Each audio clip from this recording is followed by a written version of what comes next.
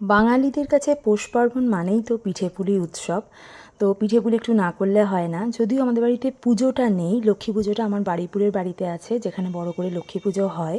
সেই পুজোতে ঠাকুরের ভোগ থেকে শুরু করে পিঠেপুলি, পাটিসাপটা, আজকে পিঠে, অনেক রকমের পিঠে হয়।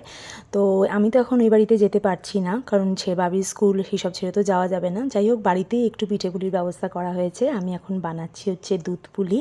নারকেলের পুর করা হয়ে গেছে নতুন গুড় দিয়ে, আর এই যে এখন আমি আর মা মিলে এই পুলির মধ্যে হচ্ছে নারকেলের পুরটা ভরছি।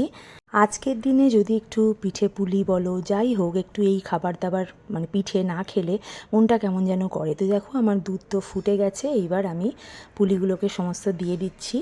বাড়িতে সবাই ভালোবাসলে এগুলো করতেও ইচ্ছে করে। আমিও এই পিঠে পুলি খেতে ভীষণ ভালোবাসি, তো মিষ্টির জন্য একটু অ্যাভয়েড করি, বাট এখন আর অ্যাভয়েড করাটাও হয় না।